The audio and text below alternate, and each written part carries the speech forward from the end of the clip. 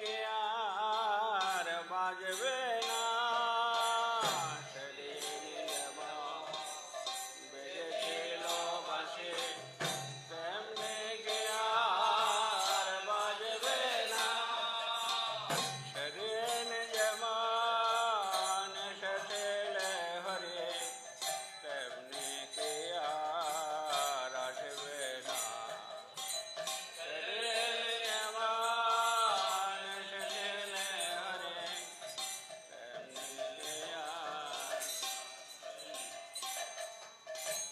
সেদিন যেমন যমুনার কূলে রাখালের মাঝে রাজা সেজেছিলে, সেদিন যেমন যমুনার কূলে রাখালের মাঝে রাজা সেজেছিলে, তেমনি করে ধেনুর পাশে আর কে তুমি ছুটবে না, তেমনি করে ধেনুর পাশে আর কে তুমি ছুটবে না, সেদিন যেমন এসেছিলে হরে তেমনি কি আর আসবে না, সেদিন যেমন এসেছিলে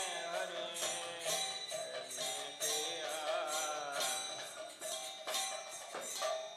সেদিন যেমন যশোমতের কোলে কেঁদেছিলে মায়ার বেদনা গো বলে, সেদিন যেমন যশোমতের কোলে কেঁদেছিলে মায়ার বেদনা গো বলে, তেমনি করে রাঙ্গা আর কে তুমি মুছবে না, তেমনি করে রাঙ্গা করে আর কে তুমি মুছবে না, সেদিন যেমন এসেছিলে হরে তেমনি কি আর আসবে না, সেদিন যেমন এসেছিলে হরে,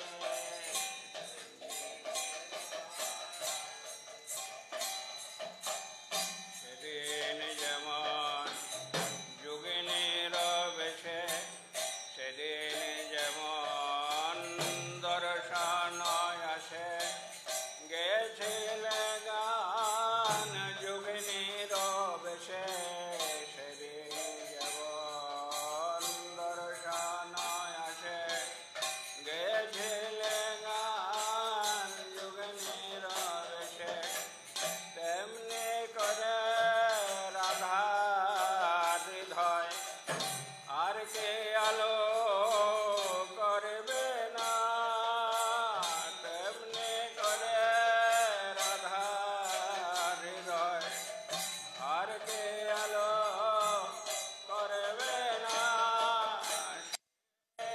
যেমন এসেছিলে হরে তেমনি কি আর আসবে না, সেদিন যেমন এসেছিলে হরে,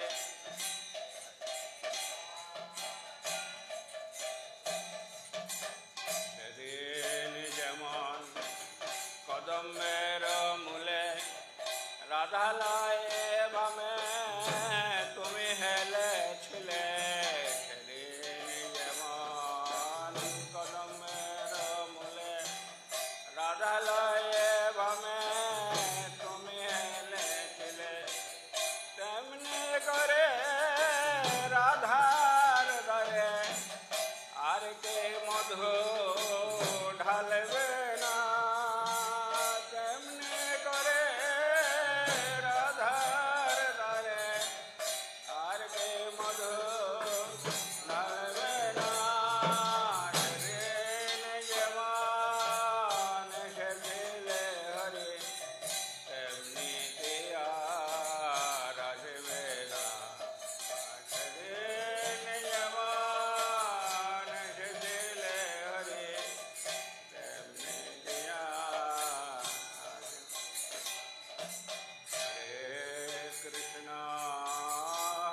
Krishna Krishna Krishna Hare Hare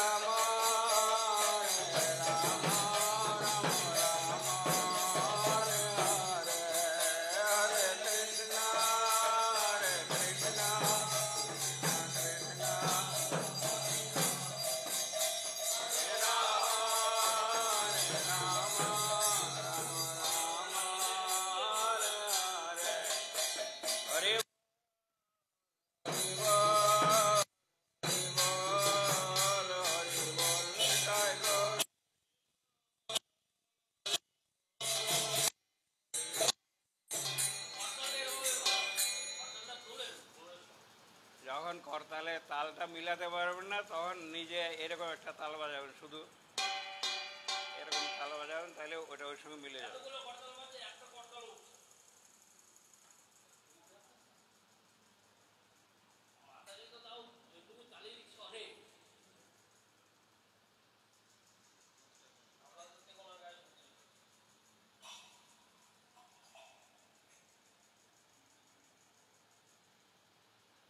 গুরুবে গৌরচন্দ্রায় রাধিকায় তদালয় কৃষ্ণায় কৃষ্ণ ভক্তায় তদ্ভক্তায় নমো নমঃ। নারায়ণং নমস্কৃত্য নরং চৈব নরোত্তমং দেবীং সরস্বতীং ব্যাসং ততো জয়মুদিরয়েৎ।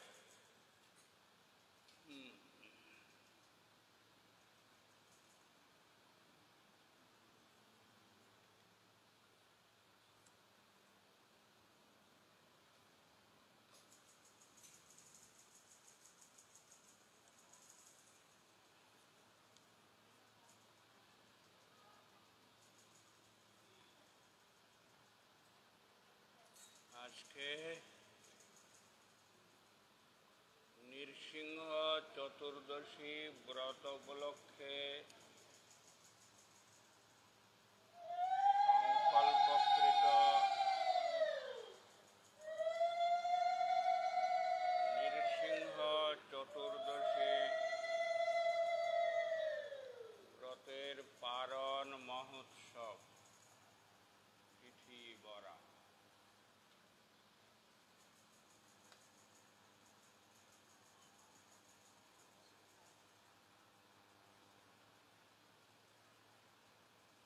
গ্রন্থরাজ শ্রীমদ্ ভাগবতম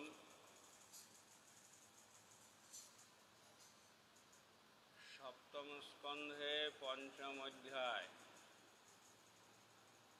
এই পঞ্চম অধ্যায়ে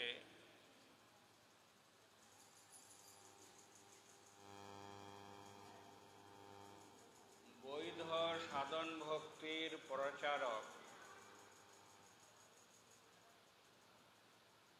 প্রহ্লাদ মহারাজের কথা আছে। প্রহ্লাদ মহারাজের পিতৃদেব দৈত্য কুলরাজ হিরণ্যকশিপু সঙ্গে তদীয় পুত্র ভক্তাগ্রগণ্য প্রহ্লাদ মহারাজের সাধন ভক্তি প্রচারমূলক কথোপকথন বর্ণিত আছে।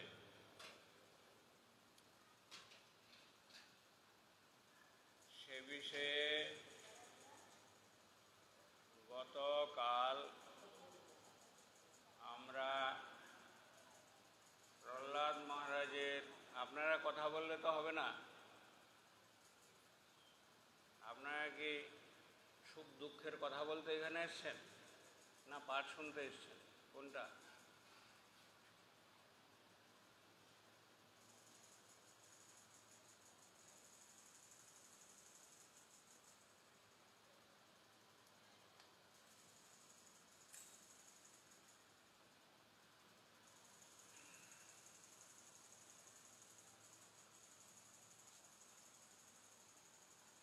স্বর্ণ মার্কের কথা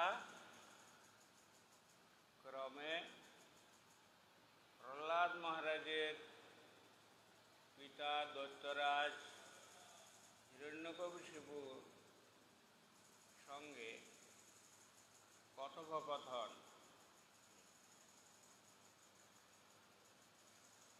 প্রহ্লাদ মহারাজ বলছেন, তৎসাধু মন্যে অসুর বর্জ্য দেহিনান সদা সমুদ্বিগ্ন ধিয়াম অসৎগ্রহাৎ হিত্বাত্মপাতং গৃহ মন্ধকূপং বনঙ্গত যদ্ধরিমাশ্রয়েত। প্রহ্লাদ মহারাজ বলছেন, ওনার পিতাকে দৈত্যগুরু হিরণ্যকশিপুকে, হে অসুর শ্রেষ্ঠ, আমি অনিত্যে নির্ভরকারী সর্বদাই উদ্বিগ্ন চিত্ত দেহিগণের এই অন্ধকূপ সদৃশ নিজ অমঙ্গলকারী গৃহত্যাগ পূর্বক বনবাসী হইয়া হরিপদ আশ্রয় করাকে শ্রেষ্ঠ বলিয়া মনে করি। প্রহ্লাদ মহারাজের কথার শ্রবণ ক্রমে তথায় উপস্থিত শ্রী নারদ বলছেন, শ্রুত্বা পুত্র গিরো দৈত্য পরপক্ষ সমাহিতাঃ জহাস বুদ্ধির্বালানাং বিদ্যতে পরবুদ্ধিভিঃ। নারদ ঋষি বলছেন, দৈত্যপতি প্রহ্লাদের মুখে শত্রুপক্ষ পরিনিষ্ঠিত বিষ্ণু ভক্তির কথা শুনিয়া সহাস্যে বলিল, বালকদিগের বুদ্ধি এইরূপে পরবুদ্ধিতেই বিপর্যস্ত হয়। পরপক্ষ সমাহিতা, পরপক্ষ বলতে শত্রুপক্ষ যে বিষ্ণু,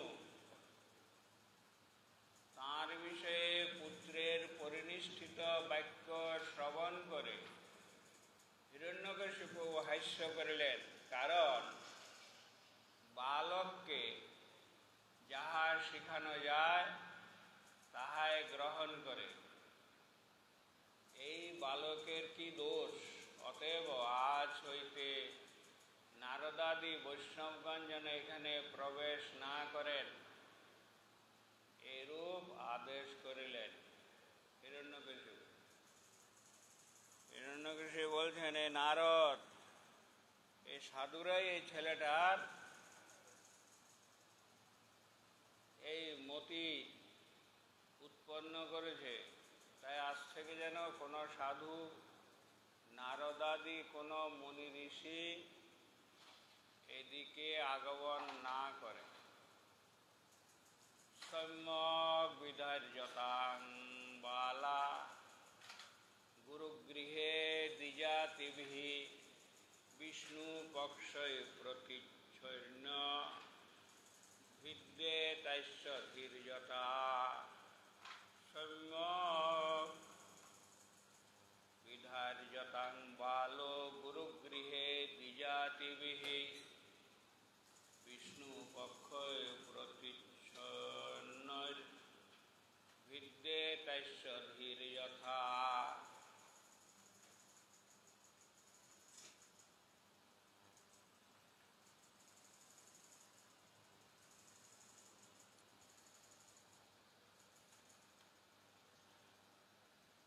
হে দৈত্যগণ,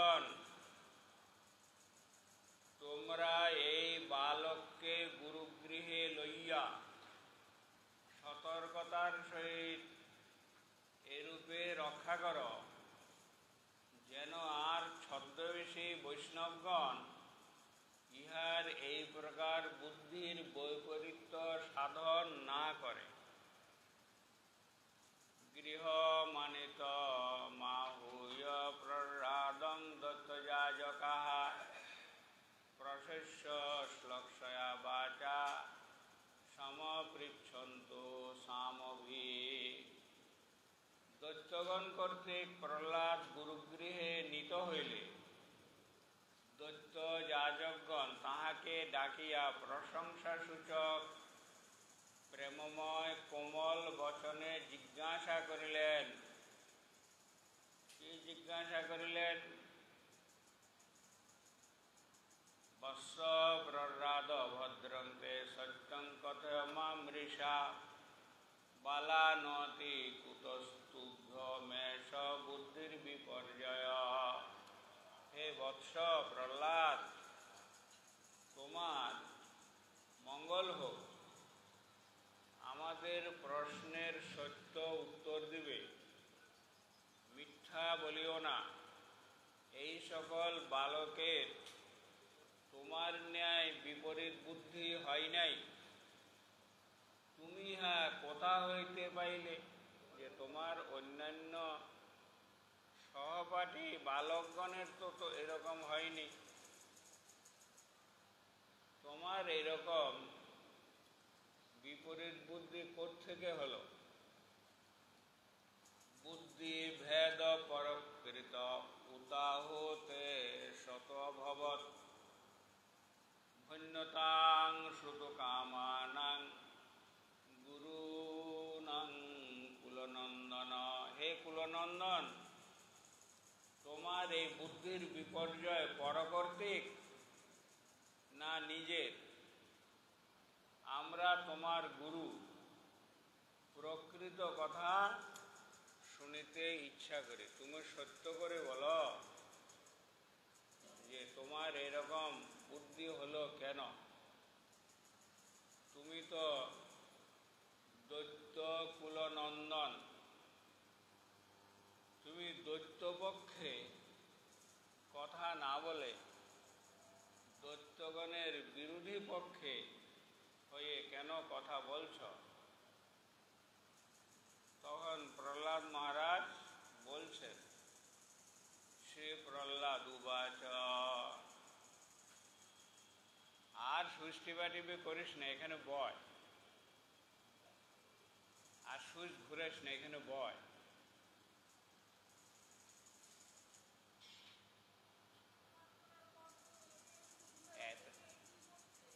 এত বেশি আরাম খুঁজলে আর হরিকথা শুনতে হবে না। রূপ সনাতন গাছের তলায় বসে হরিনাম হরিভজন করেছিলেন, আর আমাদের পাখা চলছে দুইখানা, তারপরে আবার একটা কুলার। এত কিছু করেও সুখ হচ্ছে না নাকি?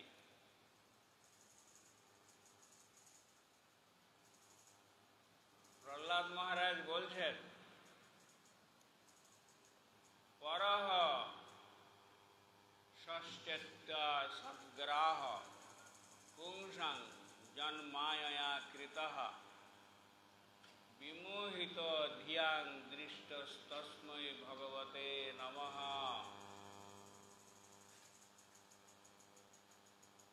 প্রহ্লাদ মহারাজ দৈত্য গুরুগণের কথা শুনে কি বলছেন? যার মায়া শক্তির দ্বারা চালিত বিমূঢ় বুদ্ধি মানবগণকে আমি পর প্রভৃতি বৃথা বিচার করিতে দেখা যায়, আমি সেই মায়াধীশ ভগবানকে নমস্কার করি। আমি সেই মায়াধীশ ভগবানকে নমস্কার করি। স যদানুব্রত পুংসাং পশু বুদ্ধির বিবিধতে অন্য এষ তথান্য অহমিতি ভেদগতা সতি। যখন সেই ভগবান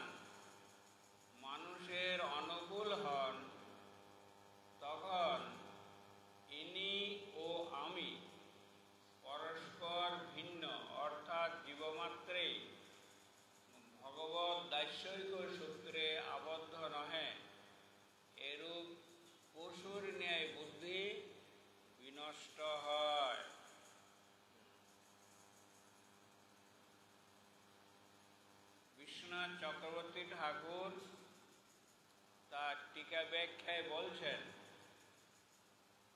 তোমার এই বুদ্ধি বিপর্যয় কি প্রকারে হইল, অর্থাৎ তোমার বুদ্ধিভেদ কি করে হলো।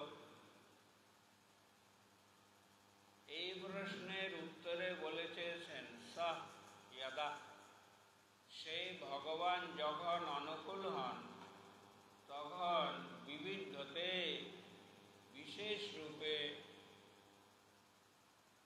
দূর হইয়া যায়। যদি বলেন পশুবুদ্ধি কি, তাহাতে বলিতেছেন অন্য এস, এই ব্যক্তি আমার বিপক্ষ আর আমি ইহার ঘাতক, এইরূপ ভেদপ্রাপ্ত অসতি অর্থাৎ অসাধু বুদ্ধি, নহি গুপ্যং অর্থাৎ সর্বত্র আত্মদৃষ্টি সম্পন্ন সাধুগণের গোপনীয় কোনো কার্যই থাকিতে পারে না। আত্মপর ভেদ দৃষ্টিহীন জনের শত্রু মিত্র বা উদাসীন কেহ নাই। শ্রী ভগবানের এই বাক্য অনুসারে বাস্তবিক পক্ষে আত্মদৃষ্টিতে সকল জীবের ঐক্যই এবং দেহগত দৃষ্টিতে সমস্ত দেহই পাঞ্চভৌতিক বলিয়া কোনো ভেদ নাই। এটা দেহের পাঞ্চভৌতিক উপাদান বিষয়ে একত্ব স্থাপন করেছেন। এই দেহটা হলো পাঞ্চভৌতিক উপাদানে গঠিত। পঞ্চভূত ক্ষিতি, অপ, তেজ, মরুত, বোম, এই পাঞ্চভৌতিক দেহ উপাদানের বিষয়ে আলোকপাত করেছেন। স এষ আত্মা সপরেত্য বুদ্ধির্বি দূরত্যানুক্রমণ নিরূপতে মুয়ন্তি যদ্বর্ত্মনি বেদবাদিনো ব্রহ্মাদয় এষ ভিনত্তি মে মতে। স্বপক্ষ ও পরপক্ষ প্রভৃতি বিচার বিশিষ্ট কুবুদ্ধি পরায়ণের দ্বারা পরমাত্মা নিরূপন্ত দূরের কথা, শাস্ত্রজ্ঞ বেদ তাৎপর্য বিবেচকগণ বা ব্রহ্মাদি দেবগণ পর্যন্ত যাহার ভক্তি পথানুসরণে মোহপ্রাপ্ত হন, সেই ভজনীয় ভগবানই আমাকে এই ভিন্ন বুদ্ধি দিয়াছেন। প্রহ্লাদ মহারাজ বলছেন,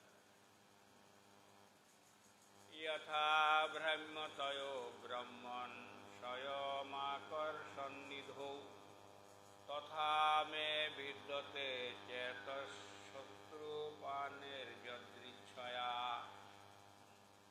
হে ব্রাহ্মণ, লৌহ যেরূপ অয়স্কান্ত মনির নিকট স্বভাবত ভ্রমণ করে। অয়স্কান্ত মণি মানে হলো চুম্বক। চুম্বককে শাস্ত্রের ভাষায় বলে অয়স্কান্ত মণি। হে ব্রাহ্মণ, লৌহ যেরূপ অয়স্কান্ত মনির নিকট স্বভাবত ভ্রমণ করে বা আকৃষ্ট হয়, সেই প্রকার আমার চিত্ত চক্রপাণি বিষ্ণুর ইচ্ছাক্রমে স্বয়ংই তৎসন্নিধানে ভ্রমণ করিতেছে। বলছেন, লোহা যেরকম চুম্বকের দ্বারা আকৃষ্ট হয়, আমি সেই প্রকার চক্রপাণি ভগবানের দ্বারা বা ভগবদীচ্ছায় আমার চিত্তটা তৎসন্নিধানে বিচরণ করিতেছে। নারদ উবাচ এতাবৎ ব্রাহ্মণোক্তা বীর রাম মহামতি তং সন্নিবস্য কুপিতঃ সুদিন রাজসেবক।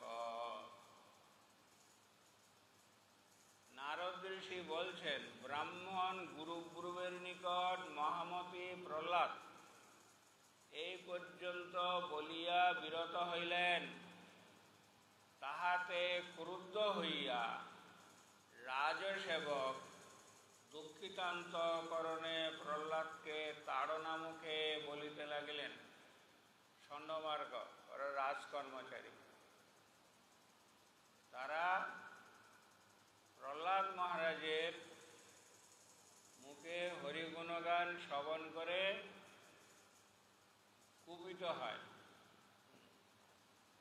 বলছেন ব্রাহ্মণ গুরুবের নিকট, শুক্রাচার্য ব্রাহ্মণ, তার ছেলে ষণ্ডমার্গ, গুরু আর গুরু গুরুব দুটা কথা।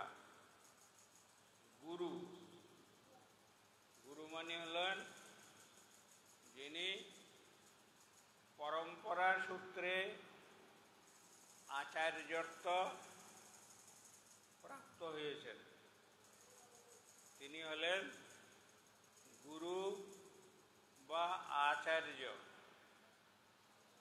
আর যারা পরম্পরা সূত্রে আচার্যত্ব প্রাপ্ত হন নাই,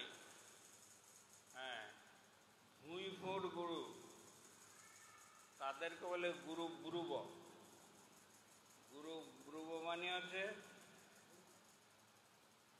গুরু নয়, কিন্তু দেখতে গুরুর মতো।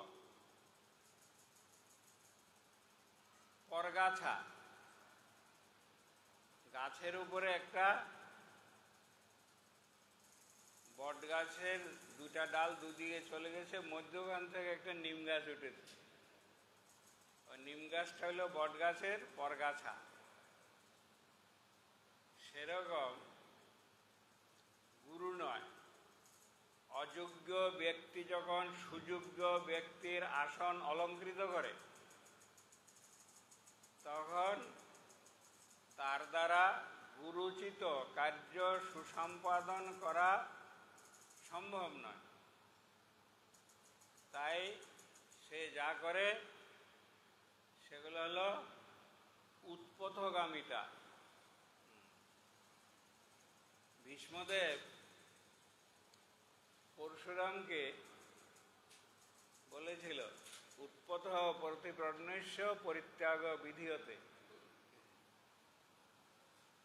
ভীষ্মদেব অম্বাকে তুলে এনেছিল না, তুলে আনার পরে সেই অম্বা বলছে, তুমি আমাকে তুলে এনেছ, তুমি আমাকে বিবাহ করো। ভীষ্মদেব বলছে, না, আমি দাসরাজের নিকট প্রতিজ্ঞা করিয়াছি, আমি কখনো দ্বার পরিগ্রহ করিব না।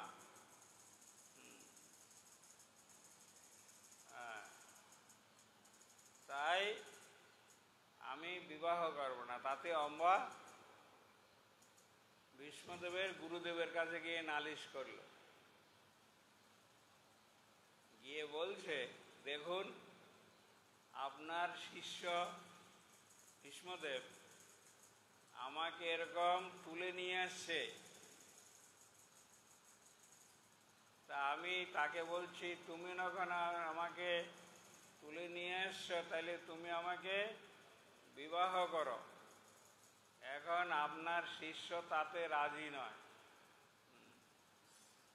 আপনি এটার বিহিত করুন। তখন ভীষ্মদেবের গুরুদেব, অস্ত্র গুরুকে পরশুরাম, পরশুরাম তখন ভীষ্মদেবকে ডাকে, ডেকে বলছেন, তুমি এই কি ব্যবহার করছো? তুমি একে তুলে এনেছ, তাই তুমি তাকে বিবাহ করো। বলছে, না, আমি প্রতিজ্ঞাবদ্ধ, আমি দাসরাজ, দাসরাজের নিকট প্রতিজ্ঞা করেছি। কারণ দাসরাজ কন্যাদান করতে ইতস্তত করছিল যে পরবর্তীকালে ভীষ্মদেব আবার সিংহাসন নিয়ে বসে নাকি। তাই দাসরাজকে বলেছিলেন যে আপনি সম্মত হয়ে যান কন্যা সম্প্রদান করতে, আমি কখনো বিবাহ করিব না। তাই সিংহাসনের উত্তরাধিকার আপনার যে নাতি হবে সেই পাবে, এরকম আমি প্রতিজ্ঞাবদ্ধ, আমি বিবাহ করতে পারবো না। ওনার গুরুদেব বললেন, হ্যাঁ আমি তোমার গুরু, আমার কথা তোমাকে মানতে হবে। এই যখন বলেছে, ভীষ্মদেব অত্যন্ত অসন্তুষ্ট হয়েছে। ভীষ্মদেব বলছেন, গুরুদেব আপনি কিরকম কথা বলছেন? আমি একটা সত্যনিষ্ঠ আপনার শিষ্য, আমি সত্যে প্রতিষ্ঠিত আছি এবং সত্যে প্রতিষ্ঠিত থাকতে চাই। আপনি আমাকে প্রতিজ্ঞা ভঙ্গ করতে কেন অশাস্ত্রীয় নির্দেশ দিচ্ছেন? এটা কিরকম হচ্ছে? পরশুরাম আরো ক্রোধ প্রকাশ করে বলছেন, না আমি তোমার গুরু, তোমার আমার কথা মানতে হবে।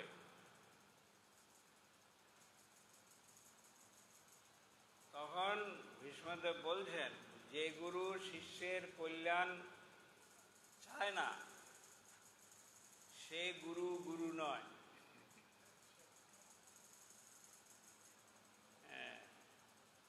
বলছেন, দেখেন শাস্ত্রে লেখা আছে, আমি বলছি না।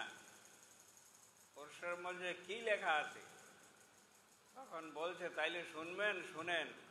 গুরুর ঐক্য অবলিপ্তস্য কার্য কার্য অজানত উৎপথ প্রতিপন্নস্য পরিত্যাগ বিধিয়ত। বলছেন, গুরুর ঐক্য অবলিপ্তস্য, যে প্রকৃতপক্ষে গুরু নয় অথচ গুরুপদে আসীন, যার কোনো কার্যাকার্য জ্ঞান হয়নি, কোনটা করতে হবে আর কোনটা করতে হবে না, কার্যাকার্য কার্য অকার্য অজানত, যে কার্য অকার্য বিষয়ে যার জ্ঞান নেই, কোনটা করণীয় কোনটা করণীয় নয়, কার্যাকার্য অজানত, সেই গুরু উৎপথগামী গুরু। উৎপথগামী গুরু, উৎপথ প্রতিপন্নস্য পরিত্যাগ বিধি হতে, এই উৎপথগামী গুরুকে পরিত্যাগ করার শাস্ত্র নির্দেশ আছে। আপনি আমাকে সে কথা বলতে বাধ্য করলেন, আপনি আমাকে খুব জোরাজুরি করছেন আর আমাকে শাস্ত্রের সে কথা বলতে বাধ্য করলেন। এত বড় কথা! হ্যাঁ, তর্কে তো তুমি আমাকে হারালে, তাহলে আমার সঙ্গে তোমার যুদ্ধ করতে হবে। যুদ্ধে যদি তুমি হারাও তাহলে আমি পরাজয় স্বীকার করবো, নাই তো এই পরাজয় নয়। তাহলে যুদ্ধং দেহি, শুক্রাচার্য বলছে, তাহলে আমার সঙ্গে যুদ্ধ করো। শুক্রাচার্য একজন গদা নিয়ে ভীষ্মদেবকে মেরে দিল। তখন ভীষ্মদেব আর কি করে, গুরুদেবের সঙ্গে এবার নিজ গদা তুলে নিল, তুলে নিয়ে শুক্রাচার্যের সঙ্গে জোরদার যুদ্ধ বেঁধে গেল। গুরু শিষ্য, যুদ্ধে শেষে গুরু হেরে গেল। গুরু হেরে একদম লেজে গোবরে হয়ে গেছে। হ্যাঁ, সেজন্য বলছে উৎপথগামী গুরু। একটা শিষ্য হরিভজনের দিকে চায়, সেটা বন্ধ করে তাকে উল্টো পথে চালাতে চায়। এই জন্যে শুক্রাচার্যের গুরুত্বটা নষ্ট হয়ে গেল। যে গুরু শিষ্যকে বিপথে পরিচালিত করে তার গুরুত্ব বিনষ্ট হয়ে যায়, সেটা বলছে শাস্ত্রে। উৎপথগামী গুরু, উৎপথ প্রতিপন্নস পরিত্যাগ বিধিও, সেই গুরুকে পরিত্যাগ করতে হয়। সেই গুরুর ছায়াতলে থেকে শিষ্যের কোনো মঙ্গল হয় না। শাস্ত্রে যেরকম গুরুর প্রতি অবিচল ভক্তির কথা বলেছেন, আবার তার বিপরীত কথাও শাস্ত্রে বলা আছে যে বেশি তেড়িবেড়ি করলে শিষ্যের মঙ্গল বিচারকে প্রতিহত করে অমঙ্গলের পথের দিকে ঠেলে দেওয়ার মতো করলে, এর এই তেড়িবেড়ি করলে তারে ছেড়ে দিতে বলেছে, যে সেই গুরু দিয়ে কোনো ভগবত চরণ লাভ হবে না, কারণ এই গুরু উৎপথগামী গুরু। দুটি মার্গ, একটিকে বলে প্রবৃত্তি মার্গ, আর একটিকে বলে নিবৃত্তি মার্গ। শাস্ত্রে বলেছে নিবৃত্তিস্তু মহাফলা, নিবৃত্তি বিচারটি মহাফল দেয়। সে মহাফলের যারা বাধক হয় তারা বদগুরু। বদগুরুর বদবিচার শিষ্যের মঙ্গল আনয়ন করে না। তাই শিষ্যের কর্তব্য হচ্ছে সেই বদগুরুর খপ্পর থেকে নিজেকে রক্ষা করা। কে নিজেকে রক্ষা করেছিল বদগুরুর খপ্পর থেকে? বলি মহারাজ। বলি মহারাজ তার গুরুদেবকে লঙ্ঘন করেছিল, গুরুদেবের আদেশ ঠেলে চলে গিয়েছিল। বলি মহারাজের গুরুদেবকে শুক্রাচার্য। বলি মহারাজ এর নিকট যখন ভগবান বামনদেব এসছেন ভিক্ষা চাইতে, তখন গুরুদেব শুক্রাচার্য বলছেন, এই বলি, এই যে তোমার সামনে ব্রাহ্মণ বটু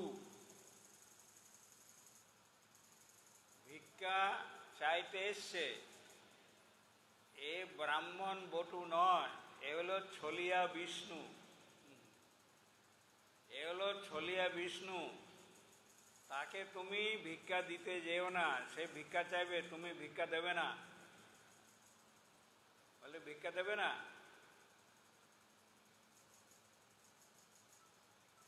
তখন বলি মহারাজ বলছেন যে গুরুদেব, আপনাকে গুরুকরণ করেছিলাম ভগবানকে পাবার জন্যে। তো ভগবান যখন এসে গেছে, আপনি তাকে কিছু দিতে মানা করছেন। আপনি কিরকম গুরু? যাকে লাভ করবার জন্য আপনার চরণাশ্রয় করেছি, এখন আপনি বলছেন তাকে যেন কিছু না দিই। এটা কি গুরুর কার্য?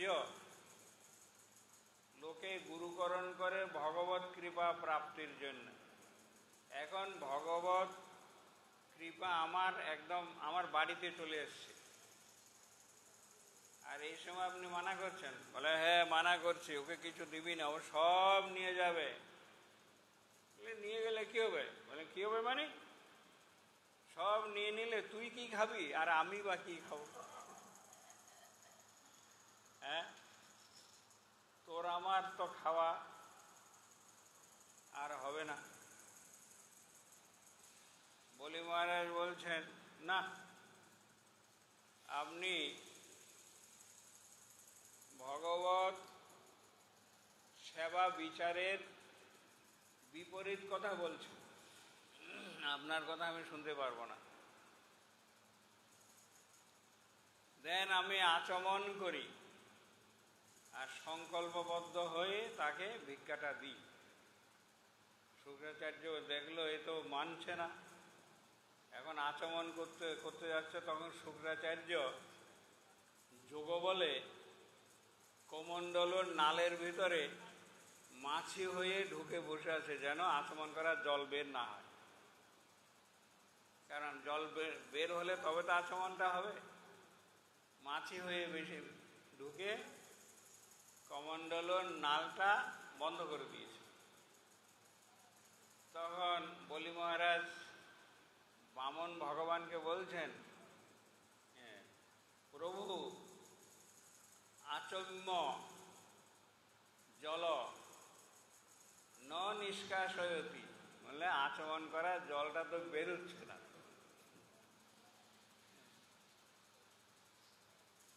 কি করব আমি? তখন বামনদেব বলছেন, এই যে কুশাসন আছে, এই কুশাসনে একটা কুশ নাও, ওই নালটা জাম হয়ে গেছে, ওইখানে গুঁতো দাও, গুঁতো দিলে সে এটা সরে যাবে আর জল বেরোবে। তখন ওই বলি মহারাজ একটা কুশ নিয়েছে, বেশ শক্তপোক্ত একটা ডাঁটি ছিঁড়ে নিয়ে সেই কমণ্ডলের নালে গুঁতো দিয়েছে। আর গুঁতো দিতে শুক্রাচার্যের একটা কানা হয়ে গেছে, রক্ত বেরোচ্ছে। শুক্রাচার্য তাড়াতাড়ি ওর থেকে বেরিয়ে চলে আসে, বেরিয়ে এসে বামনদেবকে বলছে, তুমি শেষ পর্যন্ত আমার শিষ্যটাকেও নিয়ে গেল আর আমার একটা চোখও কানা করে দিলা, এটা তো ঠিক করলেন না, আমি এর প্রতিশোধ নেব। বলে কি প্রতিশোধ নেবে? বলে কলিযুগে তুমি যখন গৌরাঙ্গ অবতার করবে সেই সময় আমিও যাব আর তোমার ভক্তদেরকে উল্টা চালাবো। এই যে এখন সব বাবাজি মাতাজি সব হয়েছে না, ওগুলো ওই শুক্রাচার্য তখন এখানে রূপ কবিরাজ রূপে এসছে। রূপ কবিরাজ রূপে এসে বৃন্দাবনে সব এসব খাইয়া মৎস্যের জল, শুইয়া রমণের কোল, হরিবল হরিবল এসব সব শিখাতে আরম্ভ করেছে। সেই রূপ কবিরাজকে বিশ্বনাথ চক্রবর্তী ঠাকুর মহাশয়ের ভাইঝি স্নেহলতা ঠাকুরানী বৃন্দাবন থেকে পুশ আউট করে, বৃন্দাবন থেকে বের করে দিয়ে বলছে, আর চূড়াশেখর ব্রজমণ্ডলে তুমি ঢুকবে না, ঢুকলে তোমাকে আচ্ছা মতো পিটন দেব। তখন স্নেহলতা ঠাকুরানী বৃন্দাবনে খুব ওজস্বিনী নেত্রী, তখন সেই রূপ কবিরাজ এই ভাটি অঞ্চলে চলে আসে, এই কাকদ্বীপ অঞ্চলে আসে। ওইসব অঞ্চলে এসে তখন এই সকল বাবাজি মাতাজি লটর পটর ব্যাপারগুলো তখন সব প্রচার করে। এইভাবে মহাপ্রভুর অমল ধারাটাকে সমল করে তোলে। সেই সমল বিচারটা প্রতিহত করার জন্য ভগবান একজনকে পাঠিয়ে দিলেন, তিনি হলেন বিমলা প্রসাদ ভক্তি সিদ্ধান্ত সরস্বতী গোস্বামী ঠাকুর। তিনি কাশিমবাজারের সভায় মনীন্দ্রনাথ নন্দী, কাশিমবাজারের মহারাজ মনীন্দ্রনাথ নন্দীর সভায় গিয়ে সেই সমস্ত অপসিদ্ধান্ত খণ্ডন করে 3 দিন 3 রাত অনাহারে থেকে বিজয় লাভ করে রাত্রে 12টার সময় ধুবুলিয়াতে নেমে পায়ে হেঁটে রাত 2:30টার সময় মায়াপুরে গিয়ে তবে জল স্পর্শ করে।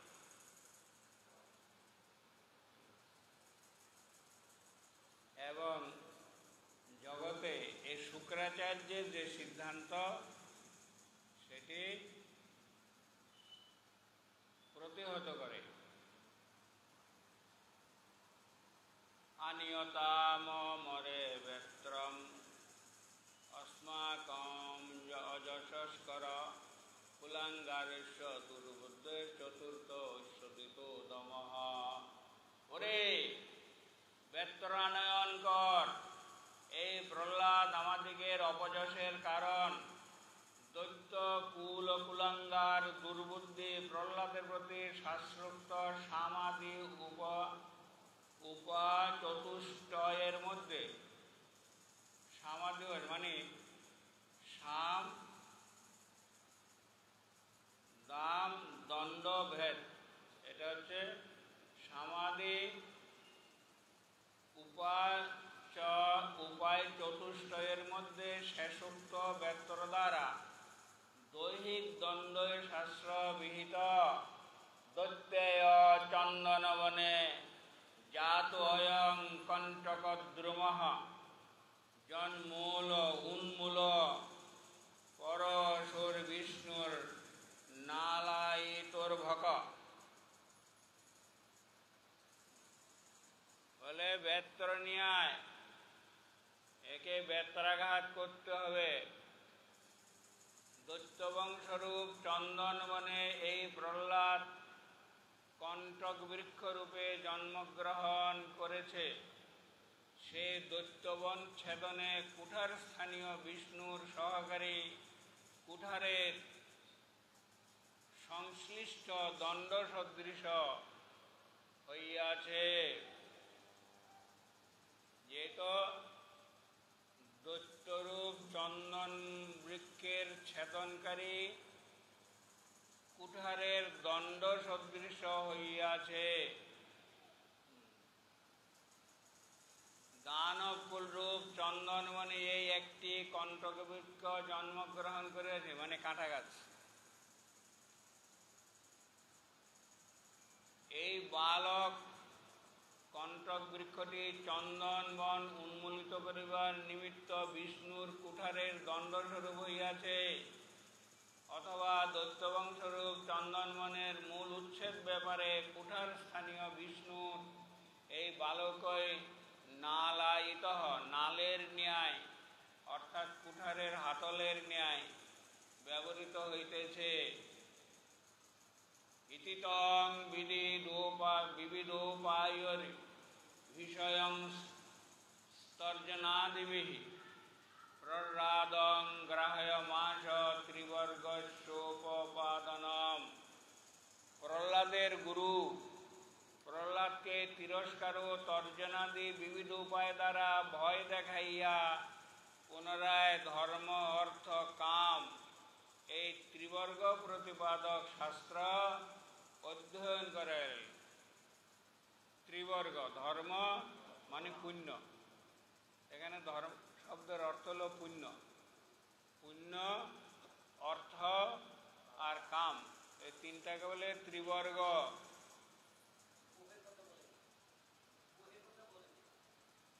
ধর্ম অর্থ কাম,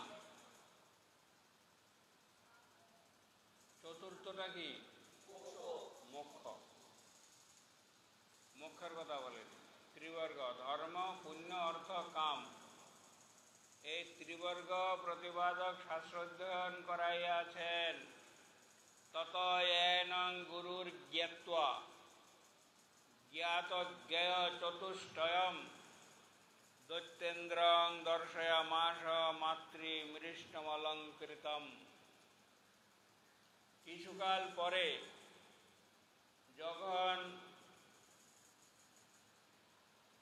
কিছুকাল পরে গুরু যখন বুঝিলেন যে প্রহ্লাদ সাম দানাদি রাজনীতি চতুষ্টয়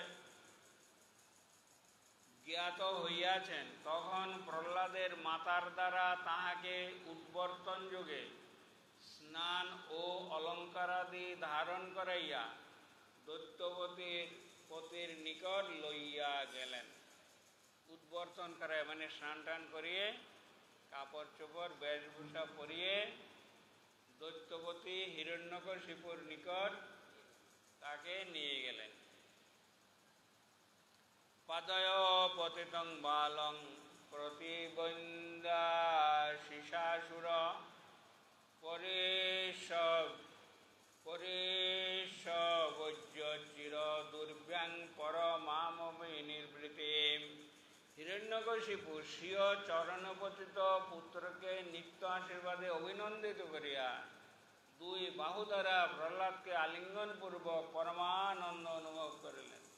প্রহ্লাদ মহারাজ গিয়ে দৈত্যগুরু তার পিতা হিরণ্যকশিপুকে চরণে হাত দিয়ে প্রণাম করেছে। প্রণাম করলে দৈত্যগুরু খুবই খুশি হয়েছেন। খুশি হয়ে তাকে হাত ধরে টেনে নিয়ে বুকে জড়িয়ে ধরেছে। আরিপ্যাঙ্ক অবগ্রায় মূর্ধন্য সুকলাম্বুভি আশিঞ্চন বিকশৎ বক্ত্রমিদামাহ যুধিষ্ঠিরঃ। হে যুধিষ্ঠির, তদনন্তর দৈত্যপতি হিরণ্যকশিপু প্রহ্লাদকে স্বীয় ক্রোড়ে উঠাইয়া শির চুম্বন পূর্বক অশ্রুজলে তাহাকে অভিষিক্ত করিয়া প্রসন্ন বদনে এরূপ জিজ্ঞাসা করিল। কি জিজ্ঞাসা করিল? হিরণ্যকশিপুরুবাচ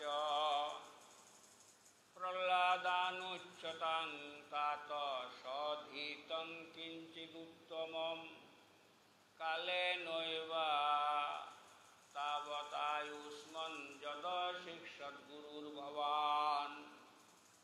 হিরণ্যকশিপু বলছেন, হে প্রহ্লাদ, হে তাত, হে আয়ুষ্মন, এতকাল যাবৎ গুরুর নিকট হইতে তুমি যাহা শিখিয়াছ তন্মধ্যে ভালো কথা কিঞ্চিত আমাকে বলে শোনাও। ভালো কথা বলে শোনাও। বলো, ভালো কথা বলবো? পিত ভালো কথা বলিব? বলে হ্যাঁ, অবশ্যই ভালো কথা কিঞ্চিত কিছু আমাকে বলো। তখন প্রহ্লাদ মহারাজ বলছেন, তাইলে শুনুন। শ্রবণং কীর্তনং বিষ্ণু স্মরণং পাদ সেবনম অর্চনং বন্দনং দাস্যং সখ্যমাত্মনিবেদনম এতে বংশার পিতা বিষ্ণু ভক্তিশ্চন্নবলক্ষণা ক্রিয়তে ভগবতোধ্যা তন্মন্যে অধিতমুত্তমম। প্রহ্লাদ মহারাজ বলছেন,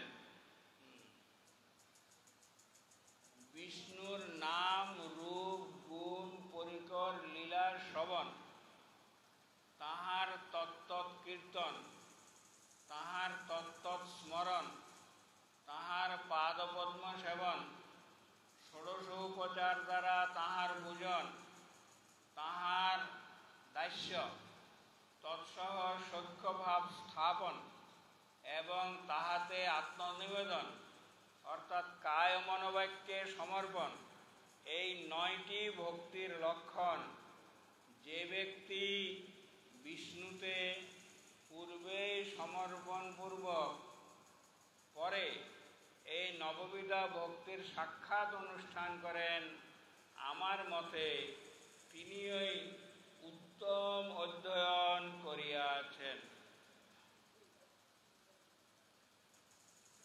হিরণ্যকশিপু যা শুনতে চাইলেন তাকে কিছু হরিকথা শুনিয়ে দিলেন।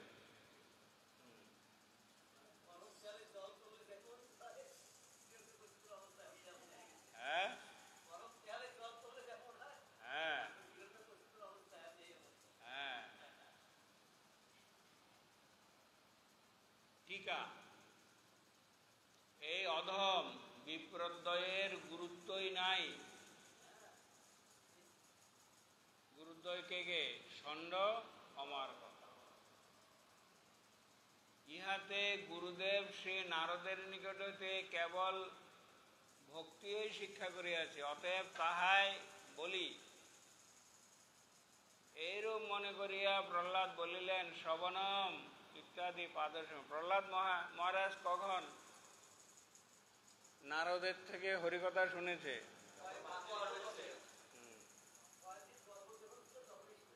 হ্যাঁ, আপনারা দেখি সব জানেন। তিনি মাতৃগর্ভে থাকাকালে কি হয়েছিল?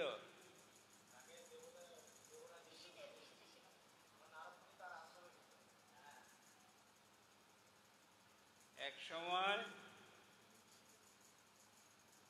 ইন্দ্র দৈত্যদের সঙ্গে যুদ্ধে পরাজিত হয়ে পলায়ন করে, স্বর্গ ছেড়ে পলায়ন করে। পলায়ন করলে সেই দৈত্যরা সব স্বর্গের সিংহাসন দখল করে নেয়, দখল করে নেয়। তো সেই সময় ইন্দ্র স্বর্গের রাজা, তার আগে দৈত্যরা স্বর্গ করার আগে ইন্দ্র ওই হিরণ্যকশিপুর পত্নী কয়াধুকে অপহরণ করছিল।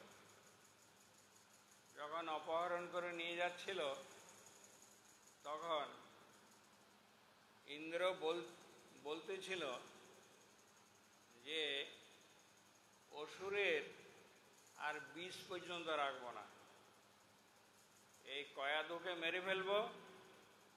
কয়াধুর জঠরে একটাই পুত্র আছে, তাকেও মেরে ফেলবো, এরকম বলতে বলতে যাচ্ছে।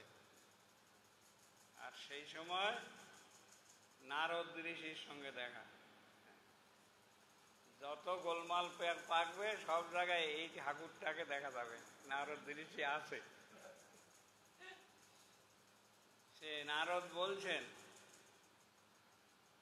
এই ইন্দ্র, তুমি না স্বর্গের রাজা, তোমার কি মতি হলো? তুমি বলছো এই স্ত্রীলোকটিকে মেরে ফেলবে। শাস্ত্রে স্ত্রীলোকের কোনো কায়িক দণ্ড নাই। শাস্ত্রে স্ত্রীলোকের কোনো কায়িক দণ্ড নাই, স্ত্রীলোকের গায়ে হাত তোলা যাবে না।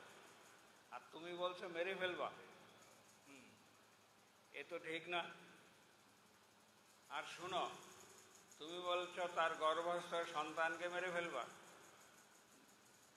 সেটি তুমি করতে পারবে না। তাতে তোমার বৈষ্ণব অপরাধ হয়ে যাবে, তোমার ইন্দ্রের ইন্দ্রত্ব বিনষ্ট হয়ে যাবে। বললাম ছাড়ো, তার হাত ছেড়ে দাও, আমাকে দিয়ে দাও, আমি নিয়ে যাই। বলে আপনি নিয়ে কি করবেন? আপনি নিয়ে কি করবেন? বলে আমি নিয়ে আমার আশ্রমে রাখবো। তার প্রতি যতদিন তপস্যা পূর্ণ করে প্রত্যাবর্তন করে ততদিন পর্যন্ত আমার আশ্রমে রাখবো, তাকে ভাগবত কথা শোনাবো। তখন হিরণ্যকশিপু তপস্যা করতে গিয়েছিল অমর হওয়ার জন্যে। মন্দরাচলে গিয়েছিল। মন্দরাচলে গিয়ে এই বাঁ পায়ের অঙ্গুষ্ঠের উপরে, বৃদ্ধাঙ্গুষ্ঠের উপরে দাঁড়িয়ে উপরে হাত তোলে সে তপস্যা করেছিল যে এমন তপস্যা করব ব্রহ্মাকে হাজির হতে বাধ্য করব, মানে কিলিয়ে কাঁঠাল পাকাবার দশা, এরকম একটা ব্যাপার। তখন ওরকম উগ্র তপস্যা করছে। আর এই ফাঁকে ইন্দ্র দেখলো যে হিরণ্যকশিপু নাই, তখন তার পত্নীকে অপহরণ করে নিয়ে যাচ্ছে। এই হলো ঘটনা। বলছে মেরে ফেলবে, তাতে তোমার বৈষ্ণব অপরাধ হবে, ছেড়ে দাও। তার প্রতি যতদিন তপস্যায় থাকে ততদিন আমার কাছে থাকবে, আমার আশ্রমে নিত্য ভাগবত পাঠ হয়, নিত্য পাঠ শুনবে। সেই সময় প্রহ্লাদ মহারাজ মাতৃগর্ভে থেকে হরিকথা শুনেছিল, তার সাধু সঙ্গ হয়ে গিয়েছিল। বলি মহারাজেরও সাধু সঙ্গ হয়েছিল। বলি মহারাজ হলো প্রহ্লাদ মহারাজের নাতি। সে ছোটবেলায় বলি মহারাজ দাদু প্রহ্লাদ মহারাজের কোলে পিঠে করেছে, সেই জন্য সাধু সঙ্গের কারণে শুক্রাচার্যের বদবুদ্ধিটা উনি ধরে ফেলতে পেরেছিলেন। বলি মহারাজ, বলি মানে যার গায়ে খুব বল হয়েছে, অসৎগুরু বলটাকে প্রতিহত করতে পেরেছে।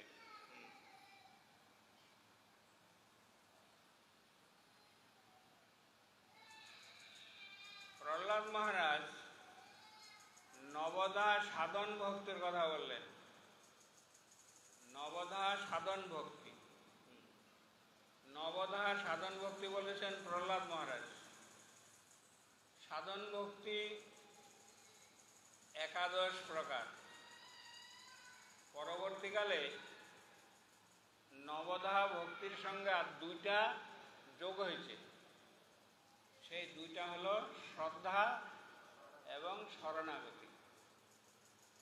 শরণাগতির বিচার বলছিলাম কালকে। বিচার অনুসারে শরণাগতি দুই প্রকার, পূর্বাঙ্গরূপা শরণাগতি, উত্তরাঙ্গরূপা শরণাগতি।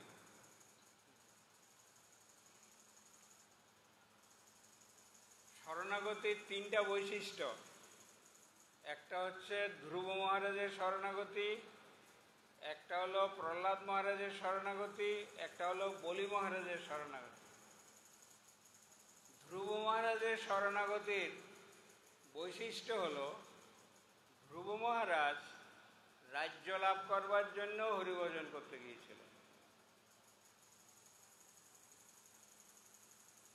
ধ্রুব মহারাজের বাবার নাম কি? মহারাজ মহারাজ উত্থানপাদ। উত্থানপাদ না, উত্থান মানে হলো উঠা, দাঁড়িয়ে পড়া। উত্থানপাদ, হ্যাঁ, উত্থানপাদ। তান, তান, সুর মা তান, উত্থান, উৎকৃষ্ট তান, উত্থানপাদ। উত্থানপাদ না, উত্থান মানে হয়তো দাঁড়িয়ে পড়া, এটা উত্থান। উৎকৃষ্ট তান বা সুর, উত্থানপাদ। উত্থানপাদ মহারাজের দুই পত্নী, একজনের নাম সুনীতি, সুনীতি হলো বড়, আরেকজনের নাম সুরুচি। সুনীতির পুত্র হলেন ধ্রুব, আর সুরুচির পুত্র হলো উত্তম। উত্তম গিয়েছিল শিকার করতে, সেখানে যক্ষগণ তাকে মেরে ফেলে, যক্ষগণের হাতে মৃত্যুবরণ করে উত্তম। সেই খবর পেয়ে ধ্রুব মহারাজ যক্ষ নিধন করতে থাকে। কতগুলো যক্ষ আছে ভগবত ভক্ত, আর কতগুলো যক্ষ আছে ভগবত ভক্ত নয়। সে যারা ভগবত অভক্ত সেই সকল যক্ষগুলা সব শেষ করে দিয়েছে। তারপরে ভগবত ভক্ত যক্ষের গায়ে যখন হাত পড়ছে, অমনি ব্রহ্মা এসে সামনে দাঁড়িয়েছে, দাঁড়িয়ে বলছেন, বালক ধ্রুব, নিবৃত্ত হও। তুমি যাদের মেরেছ ঠিক আছে, ওগুলা সব রাক্ষস। এখন যাদেরকে তুমি মারতে যাচ্ছ ওরা রাক্ষস না, ওরা ভক্ত, তোমার বৈষ্ণব অপরাধ হবে। তুমি থামো। তখন ধ্রুব মহারাজ থামিয়ে দিয়েছে। সেই ধ্রুব মহারাজ বাল্যকালে, এই ঘটনার পূর্বে শিশু শৈশবে একদিন দেখছেন যে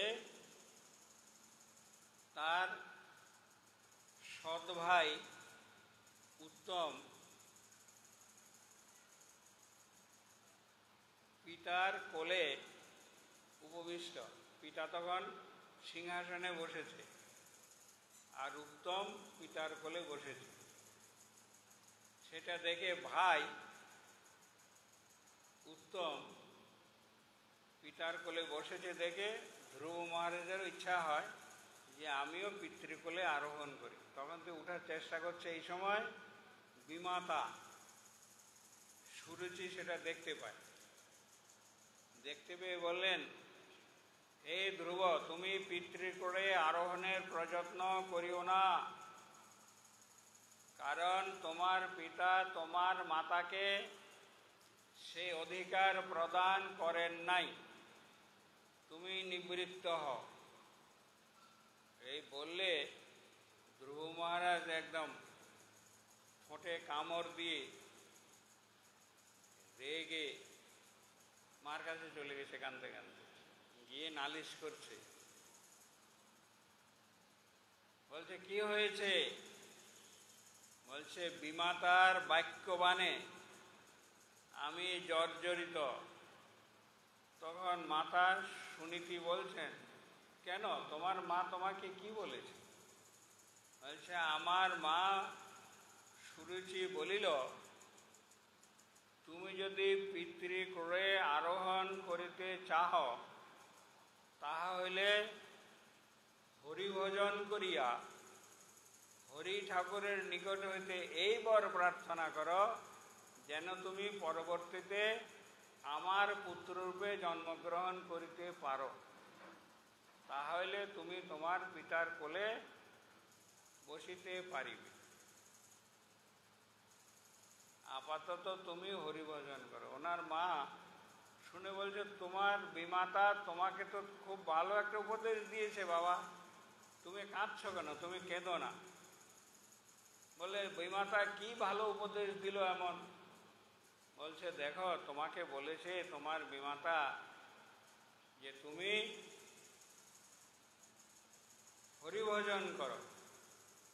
এই জগতে হরিভজন করতে কেউ বলে না, জগতে কেউ কাউকে হরিভজন করতে বলে না। আরো হরিভজন করতে গেলে বাধা দেয়, বলে তোরা এখনো পোলাপান, তোদের এখনো সময় হয়নি। হ্যাঁ, সময় হইতে হইতে চুল পেকে গেছে, দাঁত পড়ে গেছে, কানে কম শুনে, তখনও সময় হয় না। এরকম তখনও সময় হয় না। কি উসকুস করছো কেন? হ্যাঁ হ্যাঁ, যাবে। আরেকটু শুনি দাও, এটা এক্ষুনি ছেড়ে দেবো। প্রহ্লাদ মহারাজ বলছেন, কৌমারং আচরত প্রাজ্ঞ ধর্মান ভাগবতান ইহ। এই ইহ জনমে কুমারকাল থেকে এই হরিভজনটা শুরু করতে হয়। কুমারকালে না করলে বুড়াকালে আর হয় না। বুড়াকালে ভালো করে বসা হয় না, ভালো করে উঠতে সময় যায়, বসতে সময় যায়। হ্যাঁ, কান ভালো করে শুনতে চায় না।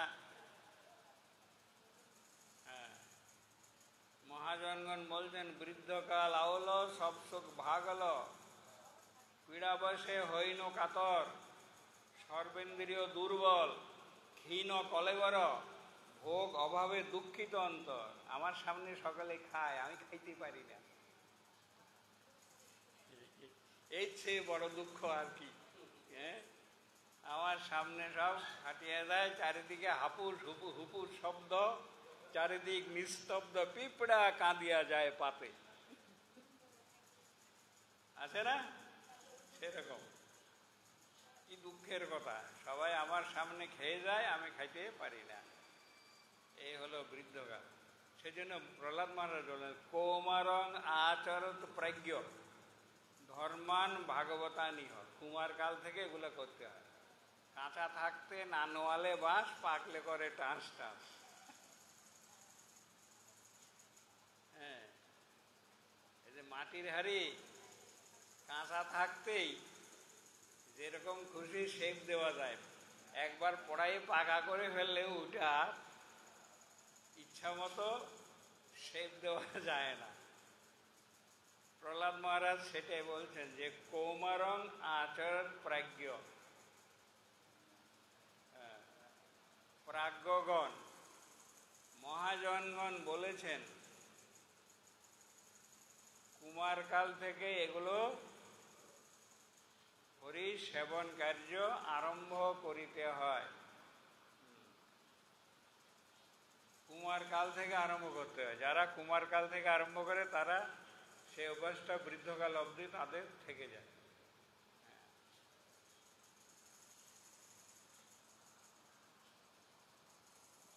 ভাগবতে দ্বিতীয় স্কন্ধে বলেছেন, জীবস্য নেন্দ্রিয় প্রীতি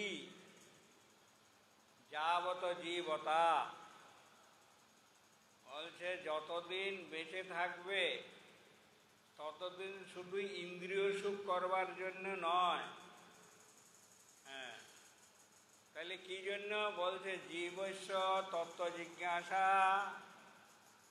বলছে বেঁচে থাকতে হবে শুধু তত্ত্ব জিজ্ঞাসা করবার জন্য।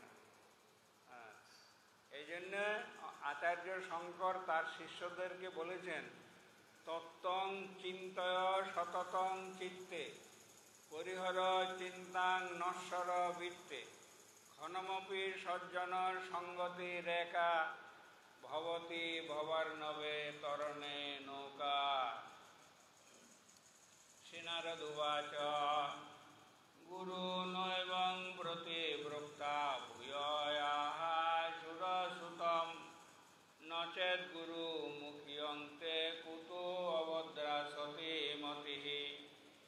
গুরুপুত্রের নিকট হইতে এই প্রকার প্রত্যুত্তর পাইয়া হিরণ্যকশিপু পুনর্বার প্রহ্লাদকে জিজ্ঞাসা করিল, রে অভদ্র,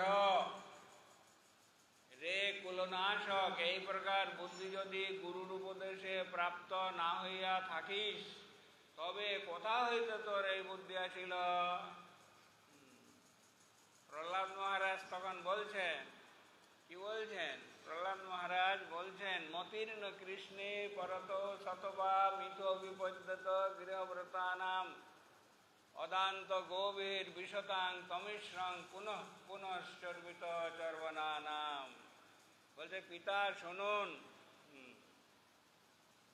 যে সকল গৃহব্রত ব্যক্তি অসংযত ইন্দ্রিয় সমূহ দ্বারা ঘোর অন্ধকার নরকে প্রবেশ ও সংসারে চর্বিত সুখ দুঃখ বারংবার চর্বণ করে, তাহাদের বুদ্ধি কখনো পরের অর্থাৎ গুরুব্রুমের উপদেশে কিংবা নিজ চেষ্টায় অথবা উভয়ের সংযোগে কোনরূপেই কৃষ্ণের দিকে ধাবিত হইতে পারে না।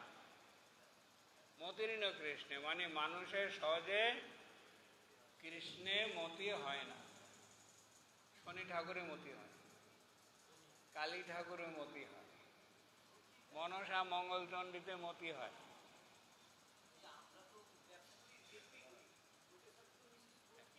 হ্যাঁ, গণেশ ঠাকুরে মতি হয়, লক্ষ্মী ঠাকুরে মতি হয়, কিন্তু কৃষ্ণে মতি হয় না। কৃষ্ণে মতি হয় না, কারণ শাস্ত্রে বলেছে যস্য অনুগৃহ্ণামি হরিষে তদ্ধনং শনৈ। ভগবান বলছেন যে যাকে আমি অনুগ্রহ করি, কৃপা করি, তার সমস্ত ধন আমি হরণ করি। এই ধন বলতে টাকা পয়সা, জায়গা জমির কথা বলিনি। বদ্ধ জীবের যে ধন, সেটা কি আমি আর আমার, এটাই হলো ধন। সেজন্য পদকর্তারা গাইছেন অহং মম অভিমান এই মাত্র ধন, বদ্ধ জীব নিজ বলে জানে মনে মন। আমি আর আমার, এইটাই হলো ধন। ভগবান বলছেন এই আমিত্ব আর আমারত্ব, এইটা দ্বারা যে তার অমঙ্গল হচ্ছে, সেই অমঙ্গলগুলো আমি হরণ করি। ভগবান বলে নাই যে আমার দোকানদারি, আমার টাকা পয়সা, আমার বাড়ি ঘর জমি জমা অপহরণ করবো, এটা বলে নাই। ভগবান বলেছেন তার যে অকল্যাণের আকর, আমি আমার বুদ্ধি, এটা আমি তার নিরসন করি, এটা বলেছে। তাও মানুষের মতির্ন কৃষ্ণে পরত শতবা। পরত, পর মানে হলো শ্রেষ্ঠ, মানে গুরু করেও হয় না, গুরুর উপদেশ শুনেও হয় না, আর শতবা নিজের থেকে তো হয়ই না। দীক্ষা নিয়ে কয়জন হরিভজনে ঢুকেছে দেখান দেখি? হ্যাঁ, তত্ত্বে প্রবেশ হয়েছে কারো? তত্ত্ব আলোচনা করেন? শ্বাসগোস্ত, তিলক, সন্ধ্যা বন্দনা, এগুলো ঠিক টাইমে হয় না, তাই না? সেই জন্য বলছে মতির্ন কৃষ্ণে পরত শতবা মিথ বৈবদ্যত গৃহব্রত নাম। কেন? বদ্ধজীবের সবসময় গৃহের ভালো মন্দের সঙ্গে তার ভালো মন্দ। গৃহে কোনো একটা অসুখ করেছে, তারও অসুখ হয়ে গেছে। হ্যাঁ, এরকম গৃহে ভালো মন্দের সঙ্গে তার ভালো মন্দ। কেন? গৃহব্রত, দুটো জিনিস, একটা গৃহস্থ আর একটা গৃহব্রতত্ব। মানে গৃহের ভালো মন্দের সঙ্গে যার ভালো মন্দ নির্ভর করে, ওদেরকে বলে গৃহব্রতী।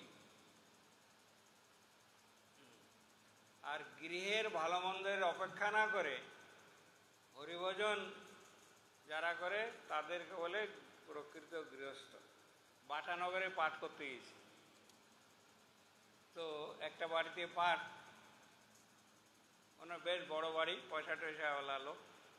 তো বারান্দায় পাঠের আসর করেছে, বড় বারান্দা। বারান্দাতে মানে অনেক লম্বা, প্রায় 500 ফুট, এত বড় বারান্দা। 500 ফুট বাই 10 ফুট হবে, ওখানে পাঠ করছি। এই প্রান্তে আমি আমার পাঠের আসন করে দিয়েছি, আর ওই প্রান্তে ওনার বাবা এই বুঝি মরে, এই যায়। 4 জন নার্স, একজন ডাক্তার, তাকে সবসময় পালস ধরে টেস্ট করছে। আমি ওনাকে বললাম যে আপনার বাবা এরকম অসুস্থ, এই যায় সেই যায় অবস্থা, আর আপনি আমাকে বলছেন আমার বাড়িতে পাঠ করেন। কেউ তো এরকম করে না। বলে আমি করি। আমি বলি কেন করেন? বলে এইটাই তো পাঠ দেওয়ার সময়। আমি বলি আপনার বাবা এই যায় সেই যায়, এখন এইটা পাঠ করার সময়? বলছে হ্যাঁ, শুনতে শুনতে যাক। হ্যাঁ, বলছে এটা একটা মহা সুযোগ। পাঠের দিনে বাবা অসুস্থ হয়েছে, এখন ডাক্তার নার্সে টানাটানি করতেছে, এটাই সুযোগ। মরে যদি এই পাঠ শুনতে শুনতে মরুক। ওনার এরকম বিচার বাটানগরে।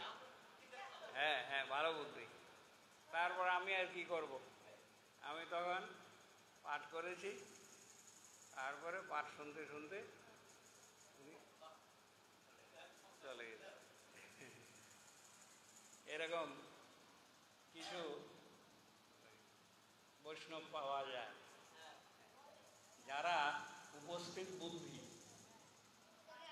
যে আমার বাবা এখন মারা যাবে, এখন কাউকে ডাকতে গেলে পাবো না, এই সে পড়েছে, এই সুযোগ আমি ছাড়ি কেন। হ্যাঁ, বাবা অসুস্থ বলে উনি পাঠ কীর্তনটা বন্ধ করলো না।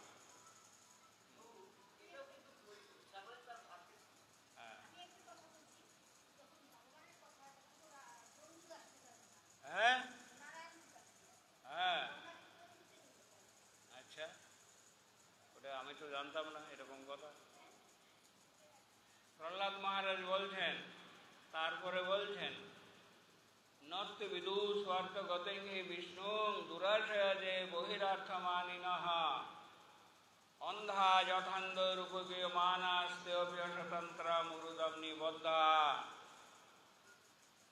বলছেন নত্য বিদু স্বার্থ গতেঙ্গি বিষ্ণু দুরাশয়া যে বহিরার্থমানিনঃ। হ্যাঁ, কি বলছেন? যাহাদের চিত্ত বিষয় ভোগ দুষ্ট হইয়াছে ও বহির বিষয় আসক্ত কামিগণকে গুরুত্বে বরণ করিয়াছে, তাহারা পরম পুরুষার্থ লিপ্সু জনগণের একমাত্র গতি ভগবান শ্রী বিষ্ণুর মহিমা জ্ঞাত নহে। সুতরাং অন্ধচালিত অন্ধ ব্যক্তিগণ যেরূপ প্রকৃতপথের সন্ধান না জানিয়া গর্তে পতিত হয়, তদ্রূপ ওই সকল ব্যক্তিও কর্মকাণ্ডাত্মক বেদ রূপ দীর্ঘ রজ্জুর সংহিতা ব্রাহ্মণাদি রূপ মহাসূত্রে কাম্যকর্ম দ্বারা আবদ্ধ হইয়া পড়ে। মতি নত্য বিদু স্বার্থ গতিঙ্গি বিষ্ণু দুরাশয়, যে দুরাশয় যারা, তারা বহিরার্থমানি। বলে কিরকম? বলে অন্ধ যথান্ধর উপগীয়মানা স্তেঅপি স্বতন্ত্র মুরুদাম নিবদ্ধা। এক অন্ধ যেরকম আরেক অন্ধকে পথ দেখিয়ে সে পথে চলে, সেই দুইজনে গিয়ে একসময় গর্তে পতিত হয়, সেই রকম বদ্ধজীবের দশা। এক বদ্ধজীব আর এক বদ্ধজীবকে উপদেশ দিলে এরকম হয়। বলে তাইলে উপায়টা কি? তখন উপায় বলছেন, নৈশাং মতি স্থাবর ক্রমাঙ্ঘ্রিং স্পৃশত্যনর্থপগম যদর্থ মহিষাং পাদরজ অভিষেকং নিষ্কিঞ্চনাং ন বৃণীত যাবৎ। জীব গোস্বামীপাদ এক জায়গায় বলছেন, বলছে লোকে বাড়িতে কাঁসা বাইরে শঙ্কে ফু দেয়, পূজা করে,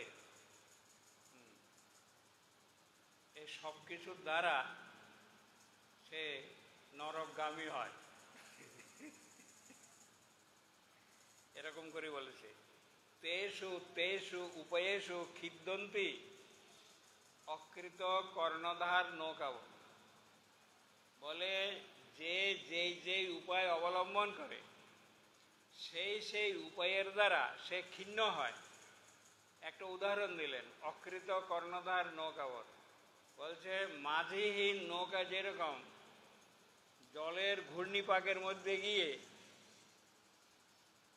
উল্টে যায়, এবং উল্টে গেলে সেই নৌকাতে যারা চড়েছিল তারাও অশেষ দুর্গতি ভোগ করে, সেই প্রকার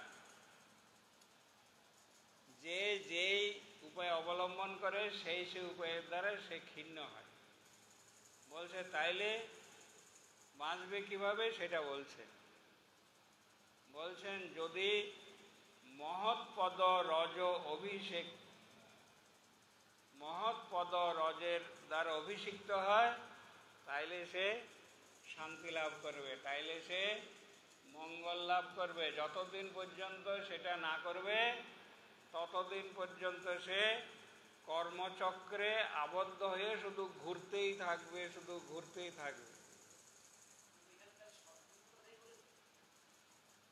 তাবৎ কর্মাণি কুর্বিত, ততদিন পর্যন্ত কর্মচক্রে আবদ্ধ থাকিবে, ততদিন পর্যন্ত কর্ম করিবে। তাবৎ কর্মাণি কুর্বিত ন নির্বেদ্যত যাবতা, যতদিন পর্যন্ত নির্বেদ উপস্থিত না হয়।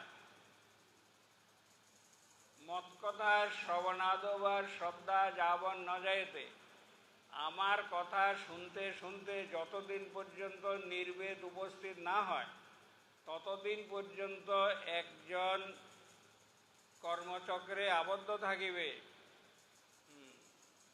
তারপর মহৎপদ রজ অভিষেকম, মহৎপদ রজের দ্বারা অভিষিক্ত হলে তখন তার মঙ্গলের পথটা খুলে গেল।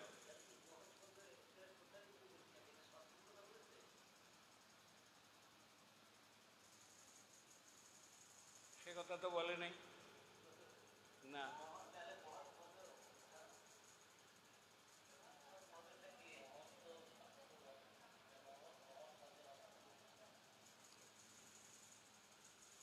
যাহারা বিদ্যুদ্রুঢ়ের সন্ধান লাভ করিয়াছেন তাহারাই মহৎ। এবার কি বুঝলেন বলেন?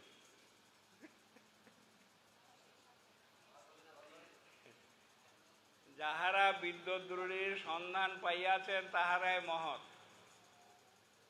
বুঝলেন কিছু? খালি পিটিস পিটিস করেন না, পাঠ করতে দেন।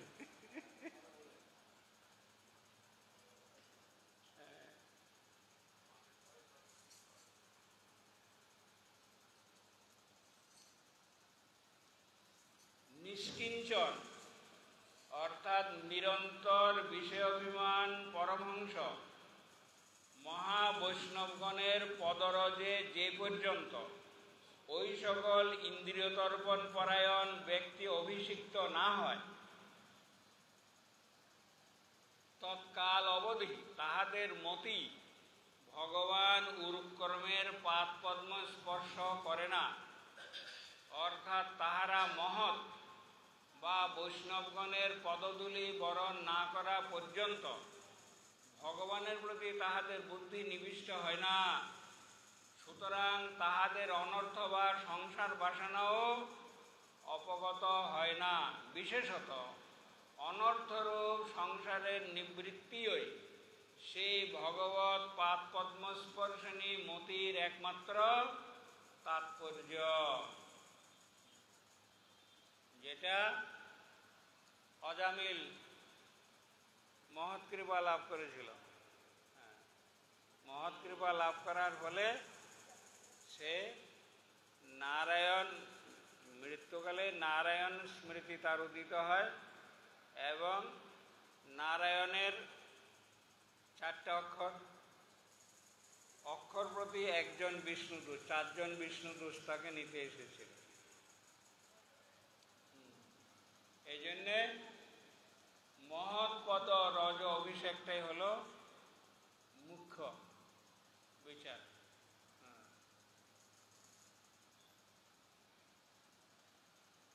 সেই জন্যে সাধু বৈষ্ণবগণের সেবা করতে হবে।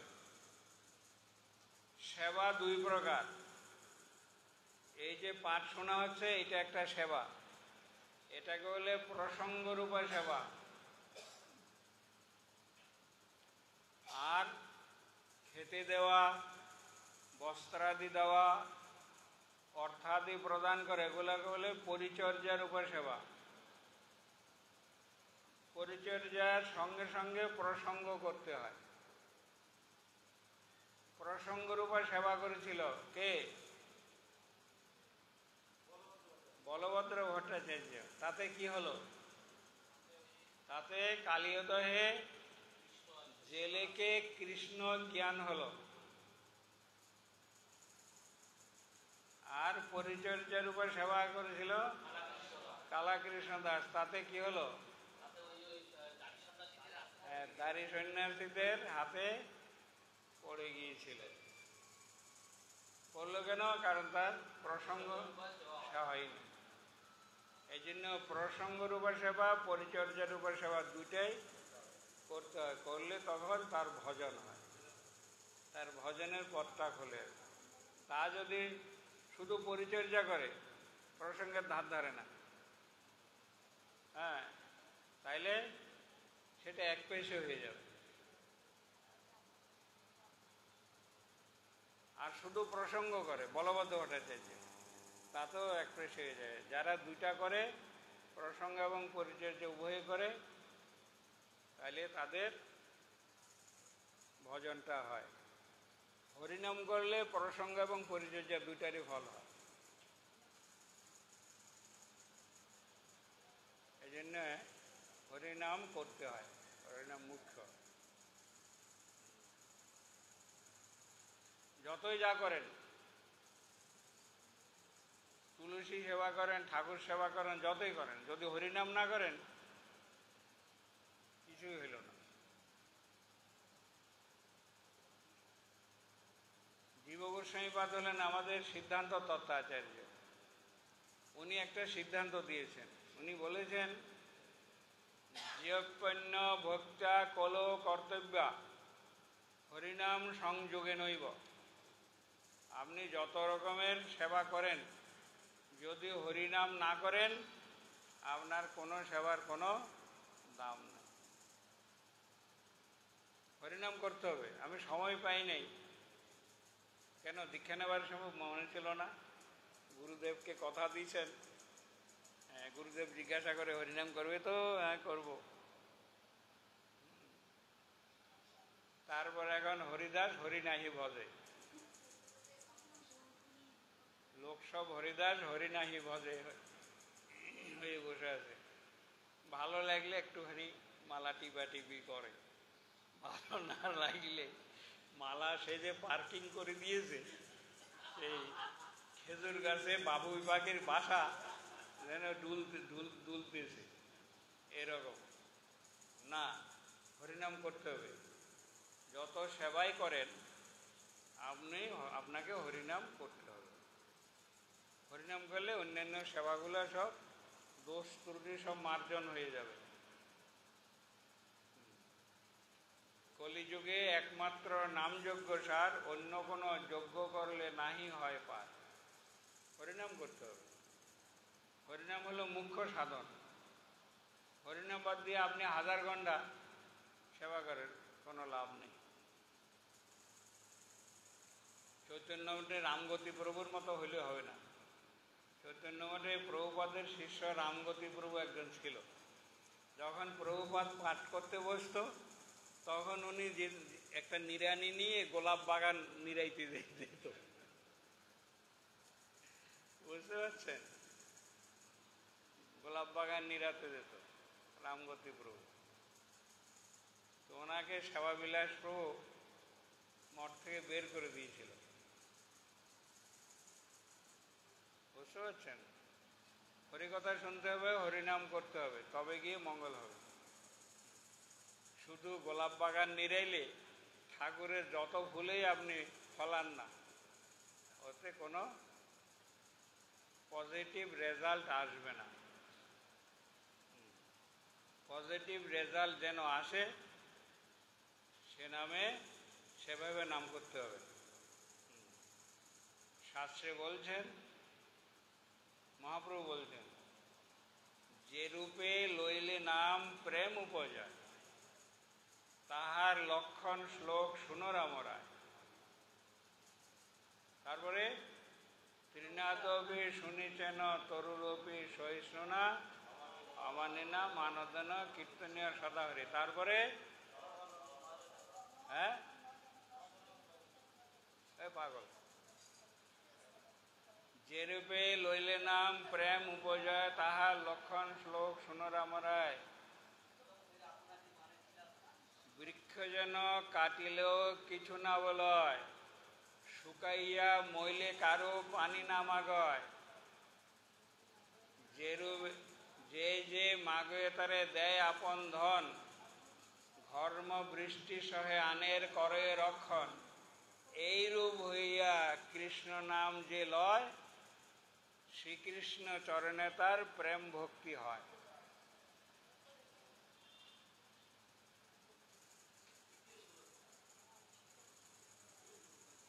এই বলেছে,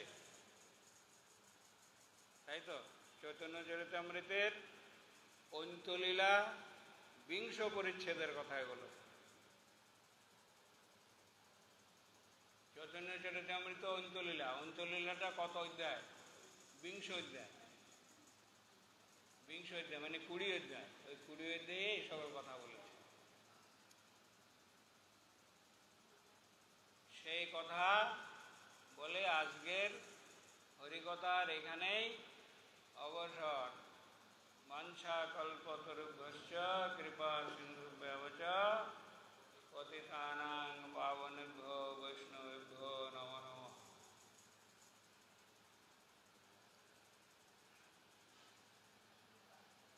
দেখি কীর্তন ধরেন দেখি। ও ভোগ কীর্তন গাইতে হবে নাকি আবার? না না, তোমাদের জিজ্ঞেস করছি ভোগ কীর্তন কি গাইতে হবে নাকি? ভোগ লাগলে সেটা জিজ্ঞেস করছি। কৃষ্ণ ভক্তি বিনা তব নাহি ফলদয়, কৃষ্ণ ভক্তি বিনা তব নাহি ফলদয়, মিছে জীবের ধর্ম ধর্ম কেবল উপাধিময়, মিছে জীবের ধর্ম ধর্ম কেবল উপাধিময়, কৃষ্ণ ভক্তি বিনা তব নাই ফলদয়, কৃষ্ণ ভক্তি বিনা তব নাই ফলদয়। যোগ যাগ তপ ধ্যান সন্ন্যাসাদে ব্রহ্ম জ্ঞান, যোগ যাগ তপ ধ্যান সন্ন্যাসাদে ব্রহ্ম জ্ঞান, নানা কাণ্ড রূপে জীবের বন্ধন কারণ, নানা কাণ্ড রূপে জীবের বন্ধন কারণ হয়, কৃষ্ণ ভক্তি বিনা তব নাই ফলদয়, হরে কৃষ্ণ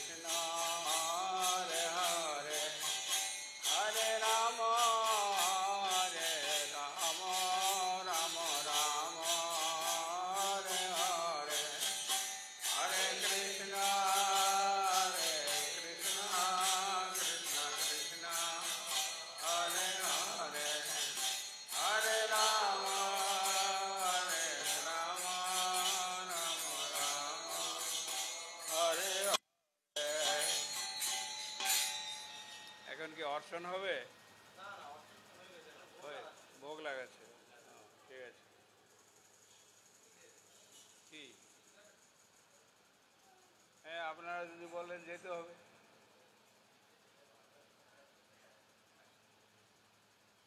চলে। এখন ওখানে তো আমানি হচ্ছিল, ওগুলো পরিষ্কার হয়েছে? জায়গাটা পরিষ্কার হয়েছে কি? ওটা দেখেন। ওখানে জায়গাটা সব ওনারা দখল করেছিল জায়গাটা।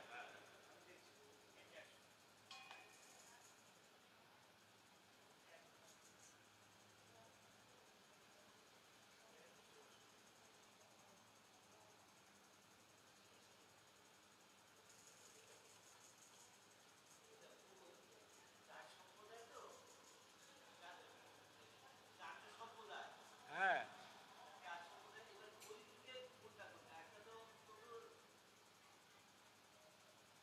একটা হলো ব্রহ্ম সম্প্রদায়। ব্রহ্ম সম্প্রদায়ের কলিযুগের আচার্য হলেন মধ্বাচার্য। মধ্বাচার্যের সিদ্ধান্তের নাম শুদ্ধাদ্বৈতবাদ। শুদ্ধাদ্বৈতবাদ।